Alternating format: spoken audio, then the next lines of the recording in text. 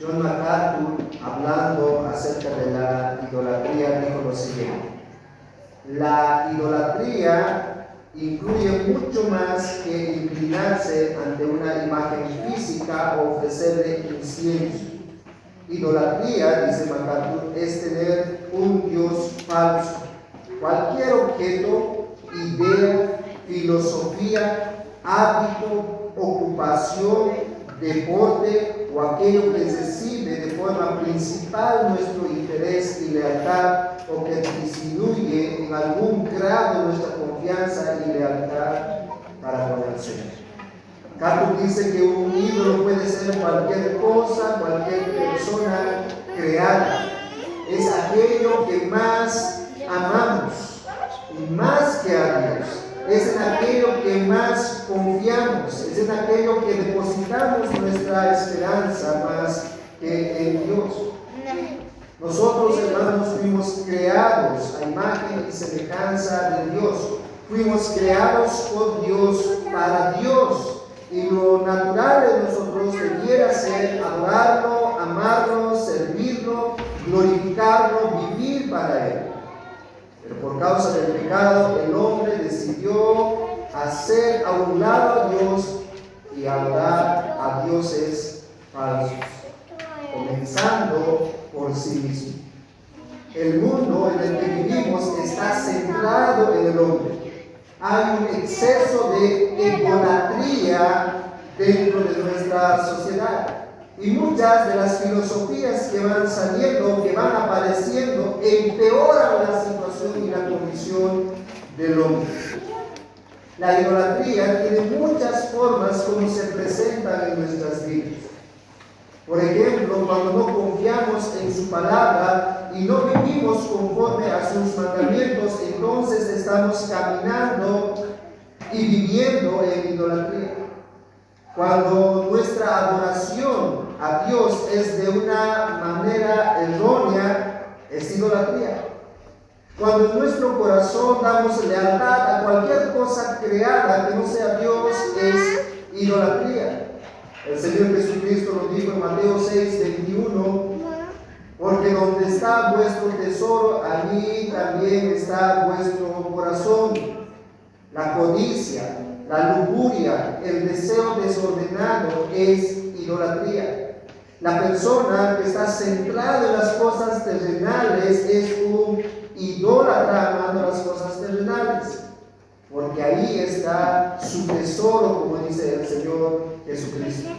Además, hermanos, la idolatría no solo es una ofensa terrible a nuestro Dios, sino también destruye al hombre, lo corrompe, lo esclaviza, afecta tanto a creyentes como a incrédulos.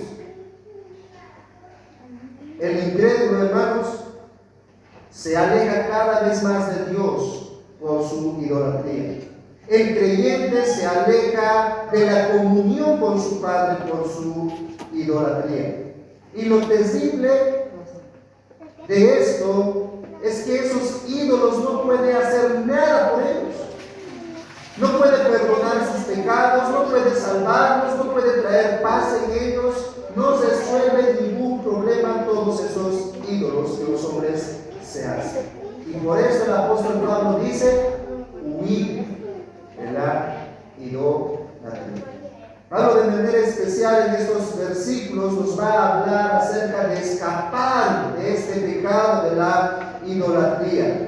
Porque participar de la idolatría, dice Pablo, es tener comunión con los demonios.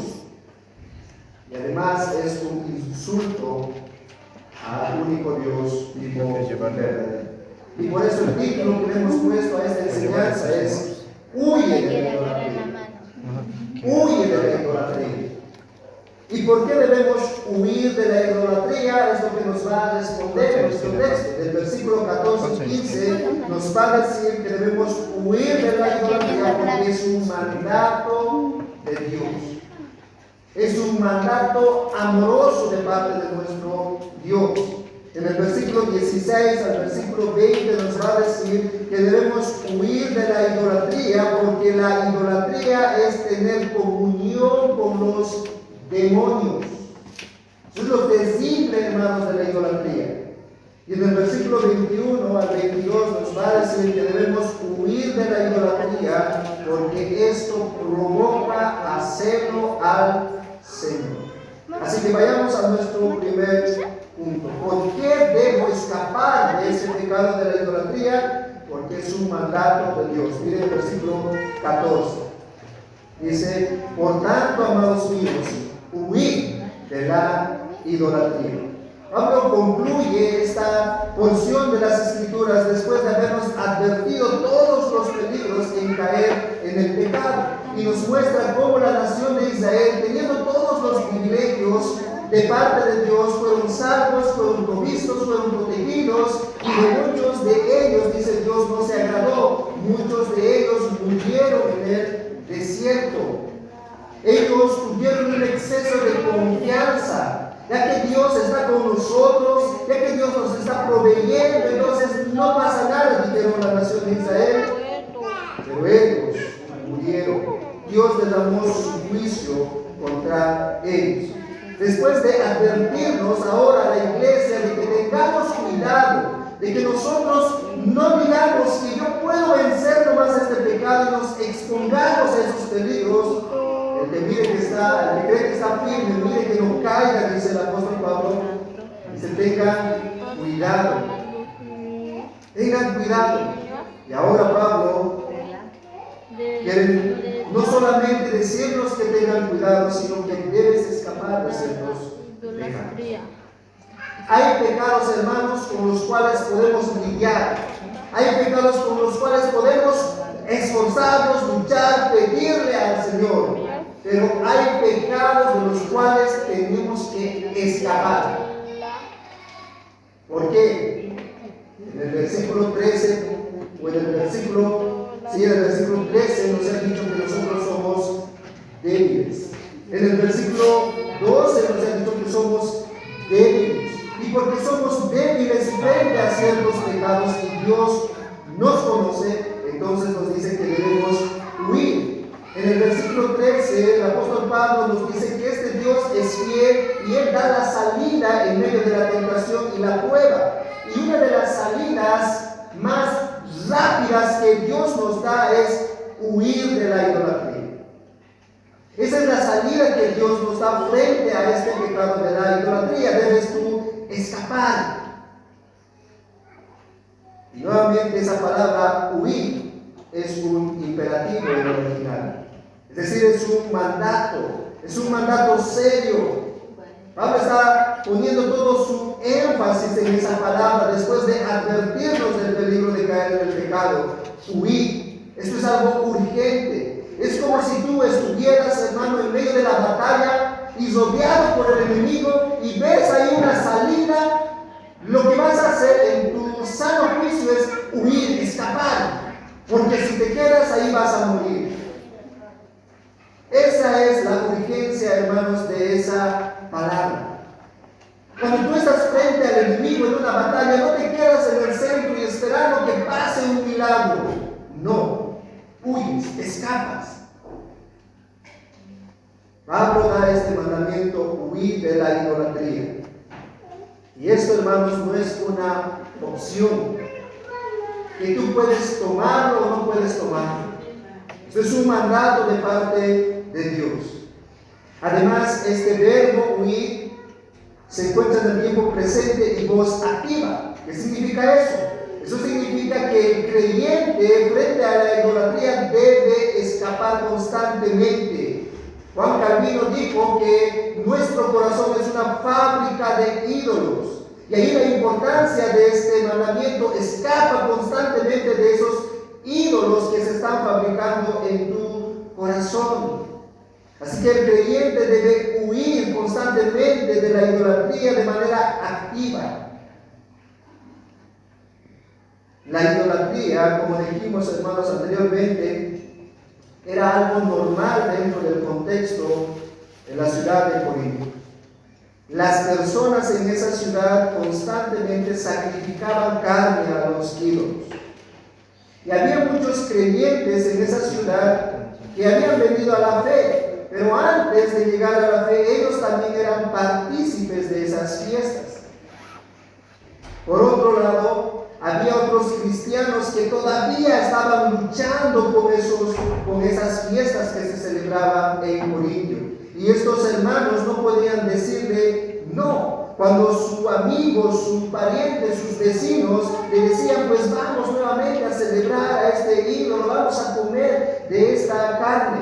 Ellos no podían decir, ya no puedo, porque ahora he conocido al único Dios vivo y verdadero. Ahora sigo a Jesucristo. Muchos de ellos no podían hacerlo.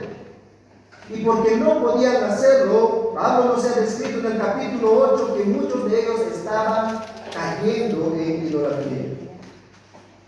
Pablo, inspirado por el Espíritu Santo, sabe que la idolatría es un gran peligro para sus hijos. Y él da la salida de este pecado: huir de la idolatría. La idolatría nace cuando amamos más algo en nuestro corazón.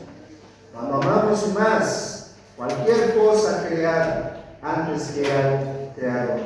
Incluso, hermanos, un ídolo puede llegar a convertirse en algo que no es malo en sí mismo. El trabajo, la familia, un amigo, una amiga, aún nuestro propio cuerpo puede convertirse en nuestro ídolo. Cualquier cosa o persona a quien le damos más importancia, eso es idolatría.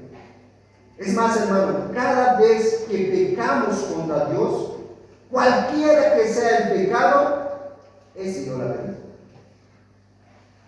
Dijimos hace 3 sermones que la madre de los pecados es la codicia. Pero ¿saben? La prima de la codicia es la idolatría. Que constantemente, cuando nosotros cometemos cualquiera que sea el pecado, estamos cometiendo el pecado de la idolatría. ¿Por qué? Porque cuando pecamos, deshonramos a Dios y nos honramos a nosotros mismos. La idolatría está a la puerta. En todo momento. Y por eso dice Pablo, frente a este pecado, tienes que escapar. Frente a este pecado debes huir. No es momento de negociar, no es momento de pensarlo 2 veces, 3 veces, es momento de huir. Esa es la salida que da el apóstol Pablo aquí. Y miren, hermanos, para que Pablo dé este mandamiento, él nos da el mandamiento de forma cariñosa, de forma tierna. Miren nuevamente el versículo 14, dice, por tanto, amados míos. Hermanos, ¿cómo es la iglesia de Corinto? Es una iglesia problemática. Desde el capítulo 1 hemos visto que ellos tienen problemas por aquí, problemas por allá, divisiones entre los hermanos. Todo el tiempo. Pero ¿saben? Pablo les dice, ustedes son amados míos. Es como si Pablo les estuviera diciendo a los corintios, queridos hermanos, esto que les voy a decir, este mandamiento que les digo con mucha urgencia, los digo porque los amo. Huyan de la idolatría.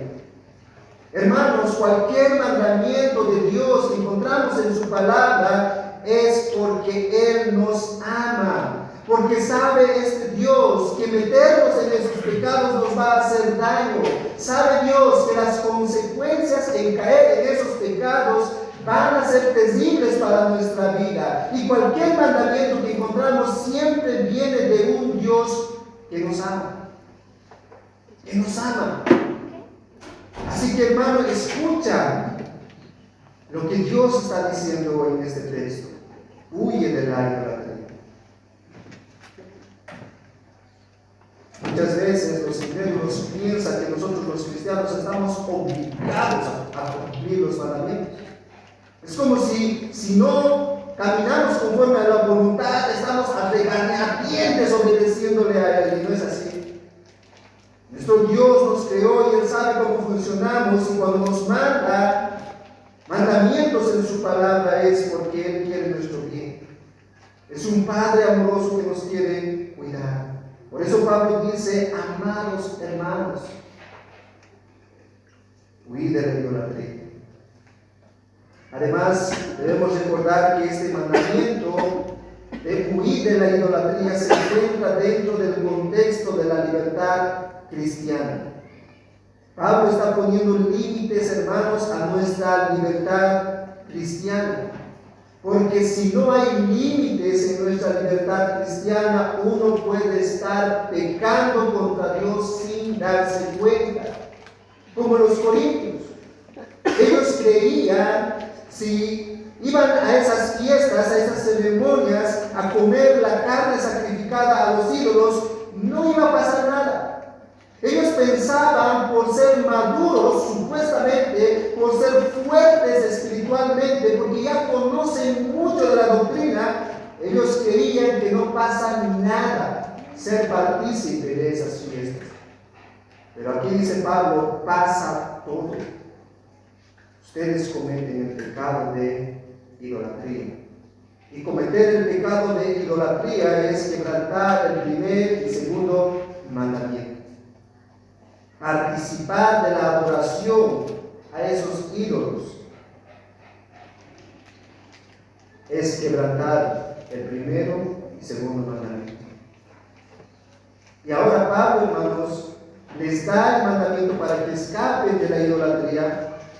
Y en el versículo 15, Pablo apela a la madurez de ellos. Muy bien, dice Pablo. Ustedes dicen que son maduros. Está bien. Ustedes tienen conocimiento, muy bien. Y además, esta iglesia de Corinto es la más privilegiada porque tiene muchos dones, que lo vamos a ver en el capítulo 12. Es muy privilegiada. Muy bien, dice Pablo en el versículo 15, como a sensatos os hablo, juzgad vosotros lo que digo. Pablo está diciendo, me dirijo a ustedes, queridos hermanos, que ustedes son sabios, son prudentes. Ahora dice, disciernan. Ahora piensen, juzguen con madurez, juzguen con sabiduría si lo que les voy a decir es lógico y coherente. Todo el argumento que ahora Pablo va a presentar del versículo 16 hacia adelante, Pablo les dice, presten atención ahora a lo que les voy a decir. Y examinen sus vidas si realmente ustedes dicen que no pasa nada cuando nosotros somos partícipes. Y hermanos, esto es lo que debemos hacer cada vez que somos expuestos a la palabra de Dios. Esto es lo que debemos hacer, debemos pensar, debemos meditar y debemos determinar un juicio si lo que Dios está diciendo a través de su palabra es verdad, para que yo viva conforme a esa verdad, o es mentira, para que yo deseche aquello. Yo debo determinar, debo hacer un juicio, debo utilizar mi mente para ver si lo que está diciendo Dios es la verdad. Y nosotros sabemos que Dios siempre va a decir la verdad. Así que los corintios ahora deben pensar, deben prestar atención, deben meditar en el argumento que va a presentar sobre la carne sacrificada a los ídolos. Y recuerden, este tema comenzó hablando en el capítulo 8. Ahora como que va a concluir. Ellos le preguntan, ¿es bueno que comamos? Y ahora va a responder Pablo con un argumento. Y eso nos lleva a nuestro segundo punto.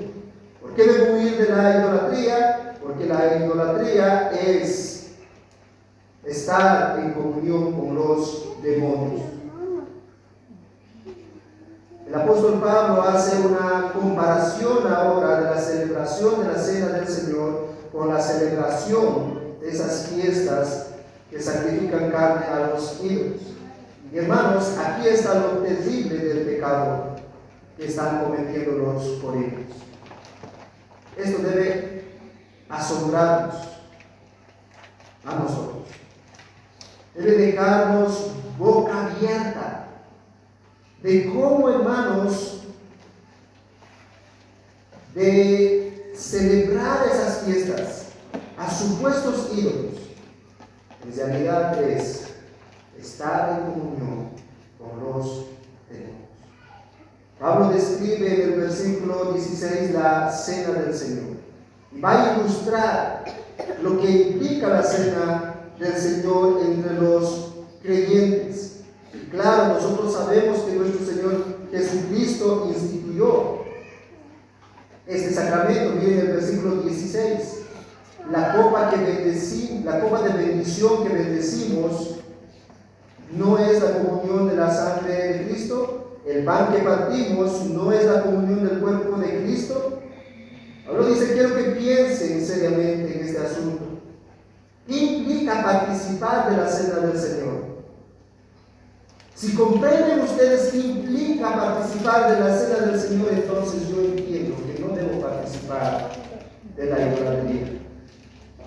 La cena del Señor, hermanos, fue establecida para ayudarnos a recordar una y otra vez el sacrificio de Cristo, la muerte de Jesús en la cruz del Calvario. Y ese sacrificio trae a nosotros unidad con Él y con los creyentes. Cuando participamos de la cena del Señor, estamos participando, hermanos, de la comunión de la sangre de Cristo, de la comunión del cuerpo de Cristo. Participar de la cena es estar en comunión con Él, una comunión íntima. Y es estar en una comunión íntima con el cuerpo de Cristo. En la cena del Señor, de manera especial, celebramos la salvación, celebramos la vida eterna mientras estamos esperando el cielo. Pablo es consciente de que esta celebración que se hacía entre los corintios era algo permanente y continuo. Miren nuevamente el versículo 16. La copa de bendición que bendecimos, el pan que partimos. Esta celebración que hacemos en la iglesia, dice Pablo, es algo continuo. Agradecemos el pan y el vino y lo celebramos para expresar la unidad con Dios. La copa, de manera especial, no se refiere a lo físico de esa copa, sino al contenido. Y el contenido, que es el vino, simboliza la sangre derramada de nuestro Señor Jesucristo en la cruz del Calvario. El pan es el cuerpo. Ahora la pregunta es, ¿qué tiene de especial esta copa y este pan? ¿Por qué los cristianos nos afanamos, hermanos, en celebrar la cena del Señor cada segundo domingo del mes? Es más, algunas congregaciones lo celebran todos los domingos. ¿Qué tiene de especial? Pablo hace dos preguntas retóricas y la respuesta está en la misma pregunta. Miren nuevamente el versículo 16. Esto es lo especial, hermanos, de la cena del Señor. Hablando de la copa, dice, no es la comunión de la sangre de Cristo. Hablando del pan, dice, no es la comunión del cuerpo de Cristo. Claro que sí. Este es el significado principal, hermanos, de la cena del Señor. Ser partícipes de la copa y del pan es tener una comunión íntima con Cristo. Esta palabra comunión en el original es koinonia y da la idea de tener algo en común. Tenemos algo en común y participamos de eso que tenemos algo en común. También esta misma palabra comunión, ahí en los mismos versículos, por ejemplo en el 18 y en el 20, se traduce como participar. Por ejemplo, miren ahí el versículo 18, dice, mirad a Israel según la carne, los que comen de los sacrificios no son partícipes. Esa es la misma palabra que está utilizando en el versículo 16 para referirse a tener una comunión con Cristo. Y lo que Pablo está diciendo es que cuando somos partícipes de la copa y del pan, estamos teniendo una comunión real, espiritual con Dios. La copa simboliza la sangre y estamos siendo partícipes de la comunión de la sangre de Cristo. El pan simboliza el cuerpo de Cristo y estamos siendo partícipes del cuerpo de Cristo. El pan que fue partido y molido da la referencia, hermanos, y es la idea cada vez que tú masticas, ¿qué sucede con ese pan? Se deshace. Y esa es la idea que está reflejando cuando participamos en la cena del Señor. El cuerpo de Cristo fue deshecho, fue desfigurado, dice Isaías. Así que cuando venimos, hermanos, a celebrar la cena del Señor, no es solo tomar vino y comer el pan como algo que no tiene significado. Es tener una comunión espiritual, real con nuestro Señor. Hay veces decimos en la cena, ¿no ve? Vamos a recordar lo que Cristo hizo en la cruz. ¿Sabes, hermano? Es más que solamente recordar lo que Él hizo. Cristo, hermanos, está aquí, en la cena del Señor. Tenemos una comunión con Él, una comunión íntima, espiritual. Y esa comunión fortalece la comunión y la unidad de la iglesia. Miren, en el versículo 16 dice Pablo: siendo uno solo el pan, nosotros, con ser muchos, somos un cuerpo, pues todos participamos de aquel mismo pan. El comer de ese pan nos hace, dice, uno, fortalece nuestra unidad. Somos parte del cuerpo de Cristo. Hay una comunión especial y única con Cristo y con la iglesia. Muchos cristianos todavía, hermanos, nos falta comprender lo que implica ser parte de la membresía de una iglesia local. Todavía nos falta comprender.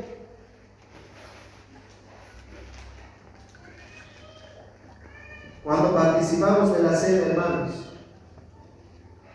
de manera especial y espiritual, hay una unidad entre todos los miembros de la iglesia.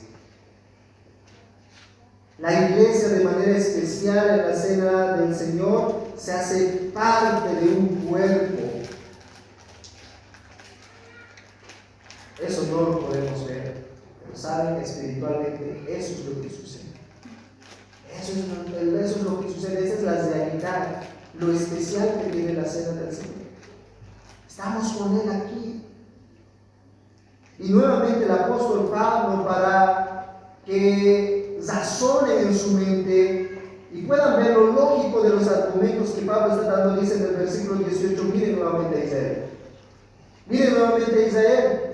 Ellos tuvieron comunión cuando fueron partícipes de celebrar en el altar. Miren el versículo 18. Mirad a Israel según la carne, los que comen de los sacrificios. Pregunta retórica: ¿no son partícipes del altar? Claro que sí. Los que comen de lo que sacrifican en el altar sí son partícipes, es decir, sí tienen comunión. Y esa palabra partícipes es la misma palabra del versículo anterior. Pablo posiblemente aquí está describiendo a Israel en dos sentidos. Por un lado, de una forma negativa, los israelitas sí fueron partícipes, literalmente hablando, con los demonios. Tuvieron una comunión con los demonios cuando ellos cayeron en idolatría. Miren Deuteronomios capítulo 32, versículo 17.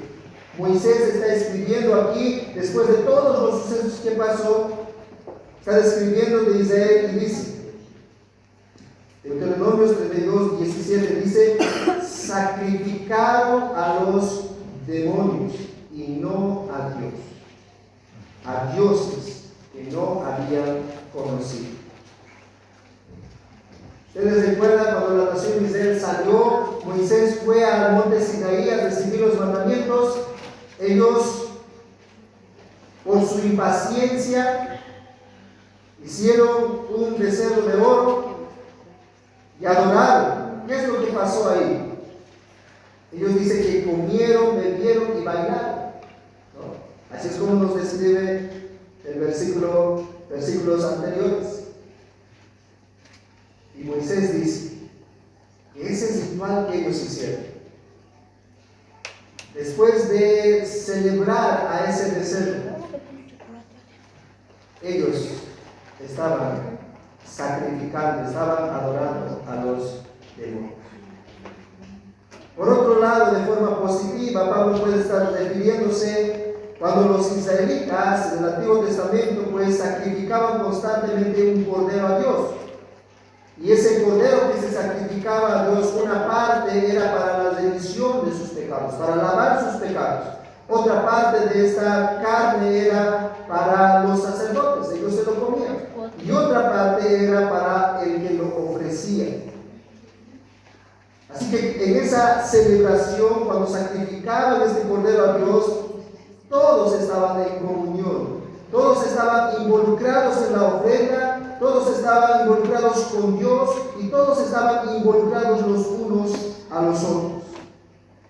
Y el punto de Pablo es que al ser partícipes del altar, al comer del sacrificio que se está dando a esos dioses, al comer la carne que se ofrece a esos ídolos, es tener comunión con aquel a quien se dirige ese sacrificio o ese altar.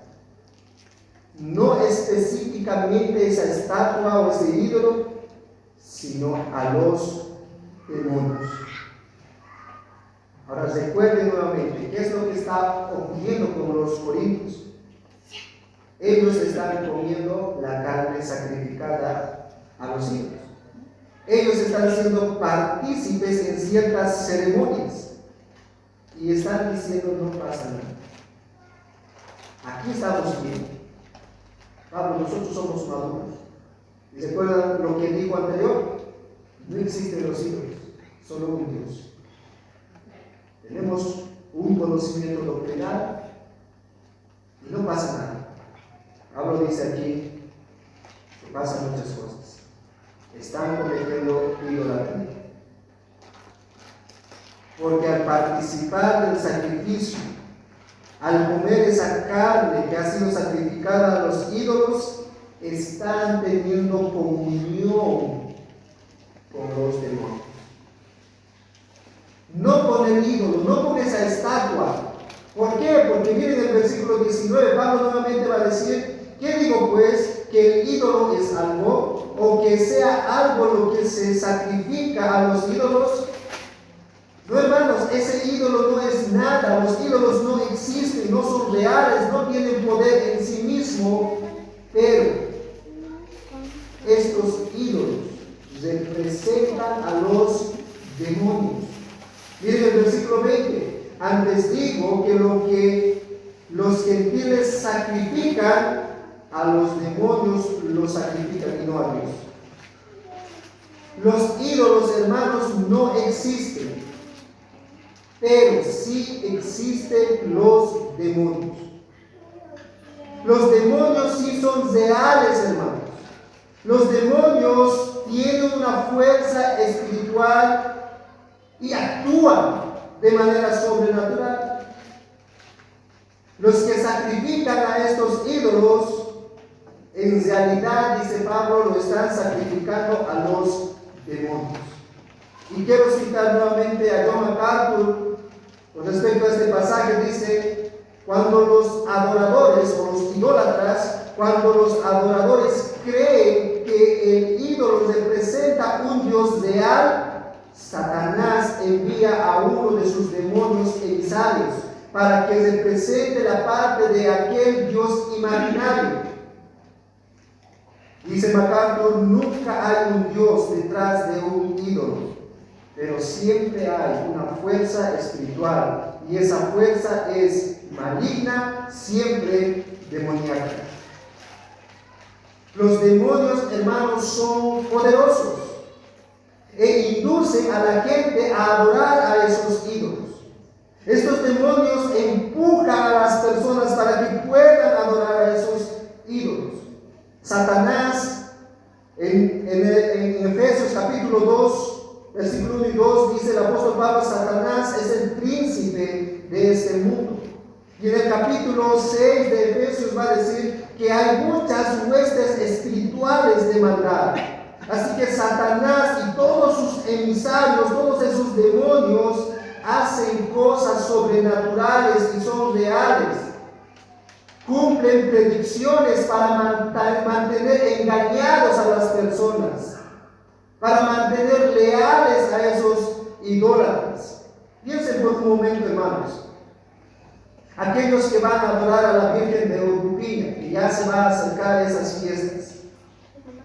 Esa estatua, ¿no?, que es la imagen de una mujer, esa estatua no tiene poder en sí misma, no tiene vida, no camina, no escucha, como dice el salmista, no habla, no hace nada. A ese ídolo tienen que llevarlo ellos, tienen que trajinarlo por aquí y por allá. Nada es esa estatua, pero detrás de esa estatua están los demonios que hacen que los hombres lo adoren, lo veneren. ¿De qué manera? Cumpliendo sus deseos materialistas.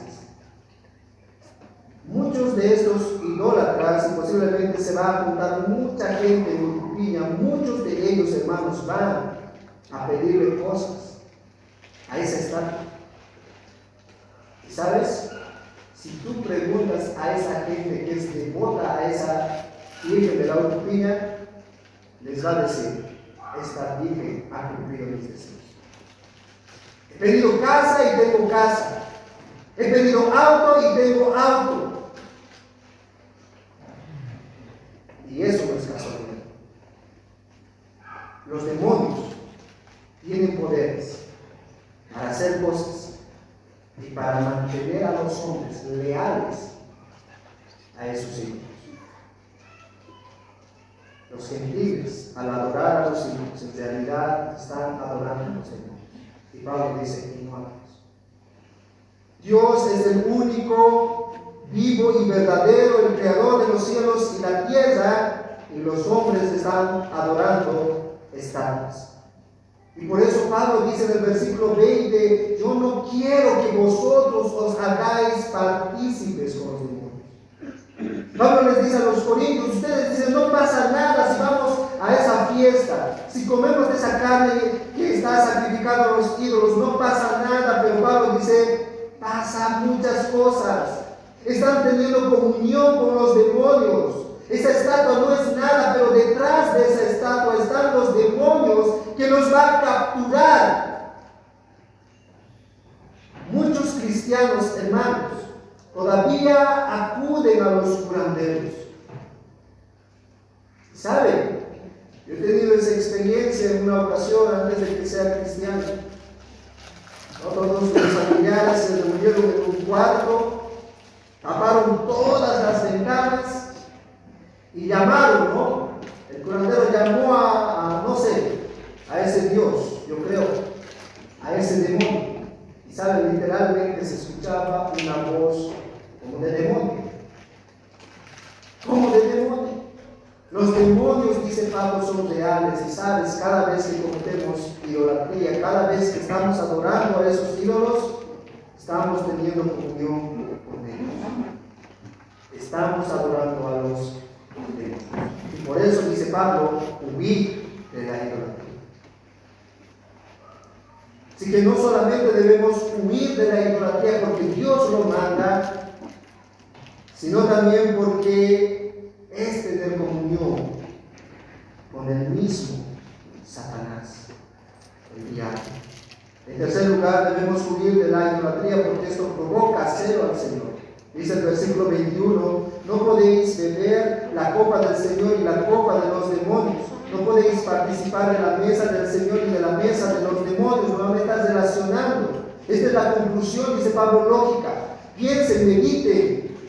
Miren, no puede ser posible que ustedes tengan comunión en la mesa del Señor y después tengan comunión con los demonios. Eso no puede ser posible de un hijo del Señor. Ustedes pueden ser partícipes de la copa del Señor Y nuevamente la copa del Señor se refiere a la comunión que nosotros tenemos con Cristo. Y de la misma manera ser partícipes de la copa de esas celebraciones es tener comunión con los demonios. Eso es terrible. Participar de la mesa del Señor se refiere, hermanos, a tener una comunión íntima con Dios, con su pueblo. Pero de esa misma manera, cuando un idólatra está adorando a esos ídolos, está siendo partícipe, está teniendo esa comunión íntima, espiritual y real con los demonios y con todos los que la practican. ¿Saben, hermanos? Posiblemente los corintios, después de celebrar la cena del Señor por la mañana, por la tarde se iban a participar de estas fiestas que había en Corinto. Normalmente las fiestas, aún en nuestro país, se hacen bien. ¿Cuándo es 6 de agosto, hermanos? ¿Y por qué muchos han ido a desfilar por un día? Domingo. Y así también, hermanos, en Corintio, los domingos era el día de fiesta, el día de celebrar, el día de dar esa carne a los ídolos. Y Pablo posiblemente está pensando, muchos de esos cristianos están yendo a la iglesia, participando de la cena, de la comunión, salen de la iglesia, se despiden de los hermanos y están celebrando de esa comida a los demonios. Pablo dice, eso no puede ser posible en el reino del Señor. Lo mismo ocurre muchas veces con nosotros. Estamos los domingos aquí, venimos bien cambiaditos, bien vestiditos. Hermano, buenas tardes, bendiciones, cantamos al Señor, adoramos al Señor. El día lunes, a sábado, nos olvidamos de Él. Estamos amando otras cosas. Estamos viviendo afanados por otras cosas materiales, el trabajo, las posesiones y nosotros mismos. Ese es el peligro, dice el apóstol Pablo. No puede ser posible. Dios debe ser todo en nuestra vida, hermanos. Dios no puede ocupar un segundo, un tercer lugar. Él debe ser lo primero. Y cuando esto no sucede en nuestras vidas, estamos pecando de idolatría.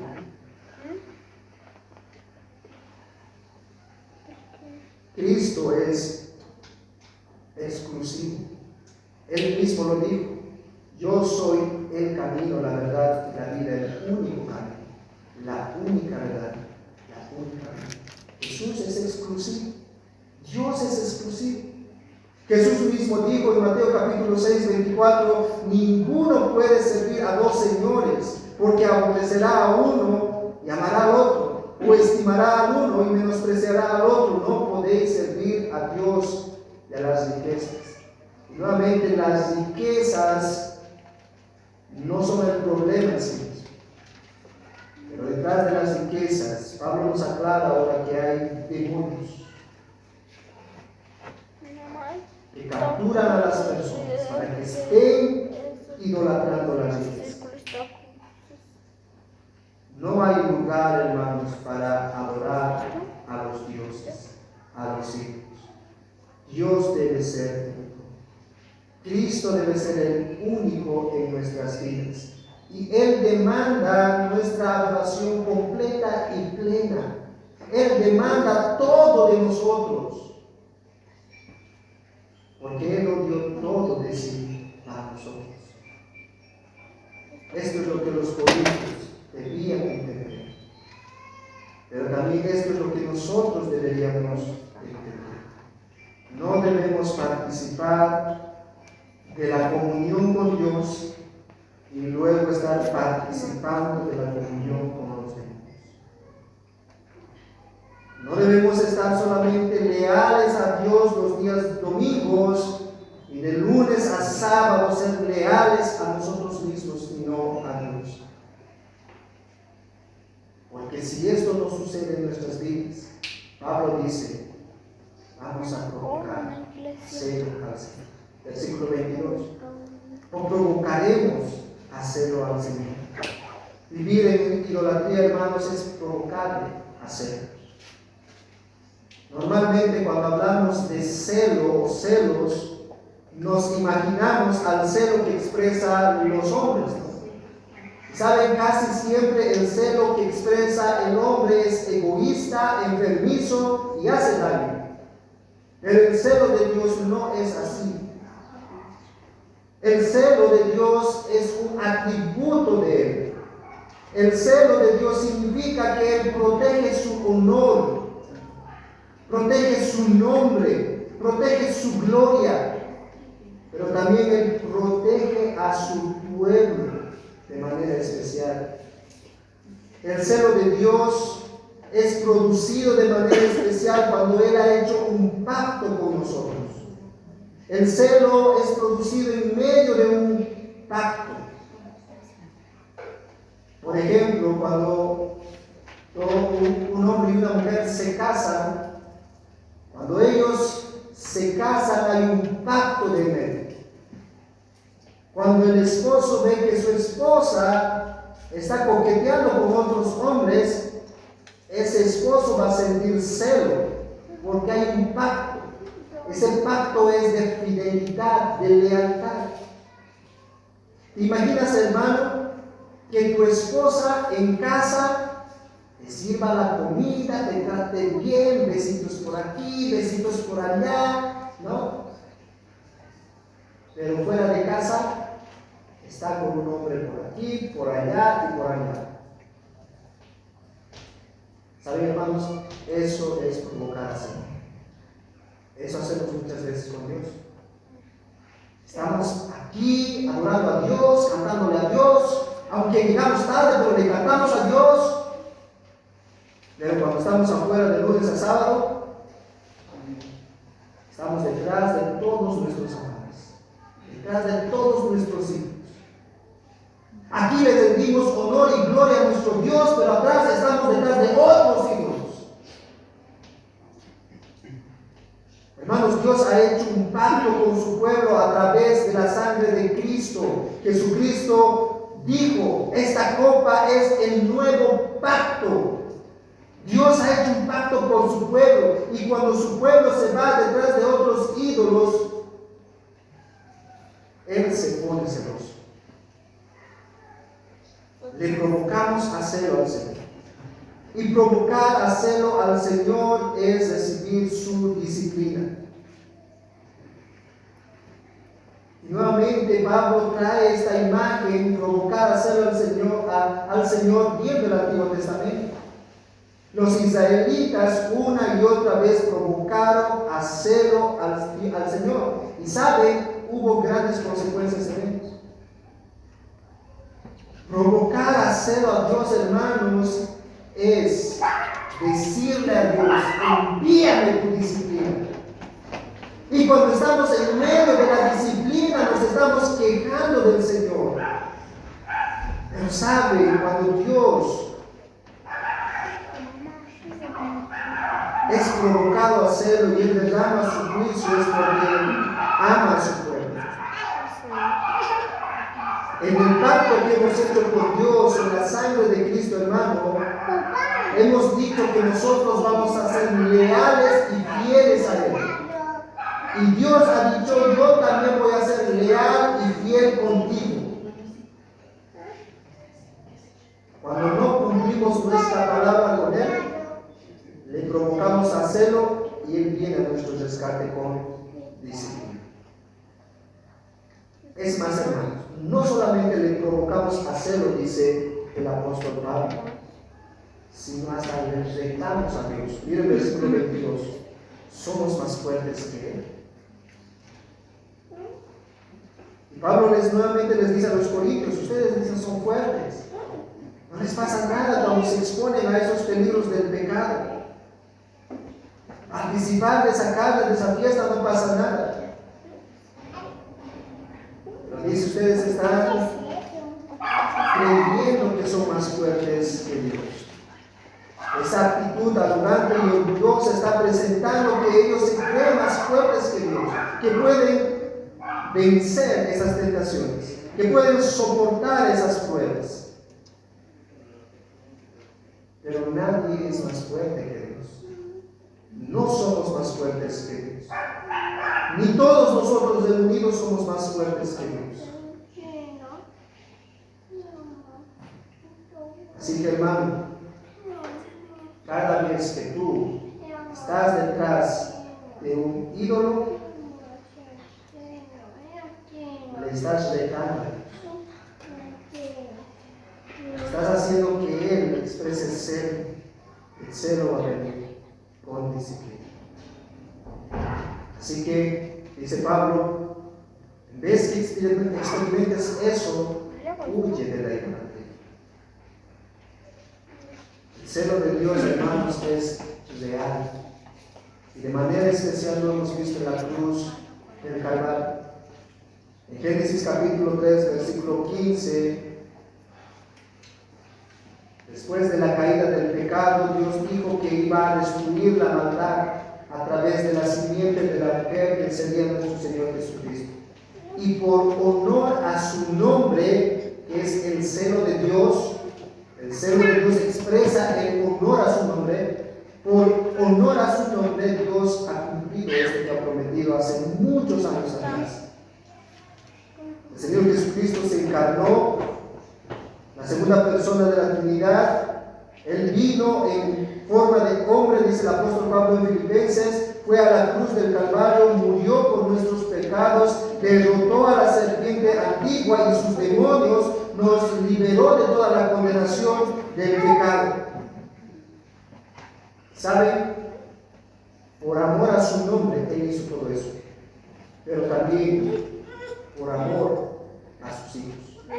Por amor a su pueblo escogido antes de la fundación del mundo. Su celo hizo que nos rescatara de la esclavitud del pecado a través del sacrificio de Cristo y nos dio vida eterna. El celo de Dios, hermanos, fue revelada en su mayor expresión en la cruz, cuando derramó su vida en Jesucristo para liberarnos de la esclavitud del pecado. Y sabes, Él lo hizo así porque nos ama en Cristo.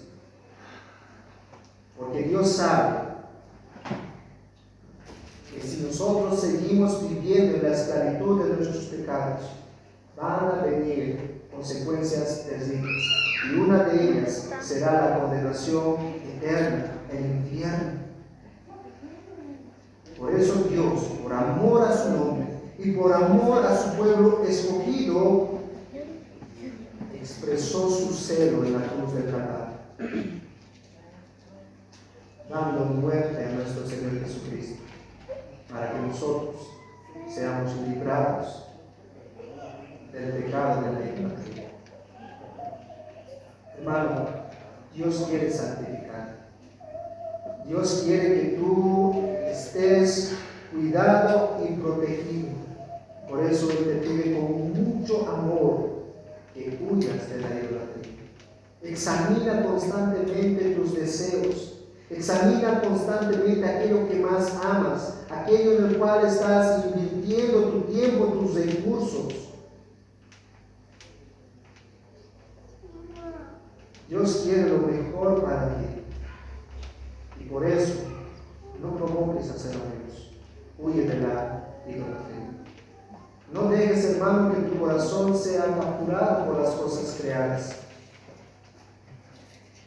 Si has sido redimido por la sangre de Cristo, entonces no puedes tener comunión con los demonios. Debes tener comunión con Él. Huye de la idolatría. Y aquellos que no son cristianos, ¿saben? Dios también siente celo por su creación. Si tú no eres cristiano, Dios te ha creado imagen y semejanza. Aunque el pecado te está esclavizando, tú tienes la imagen de Dios.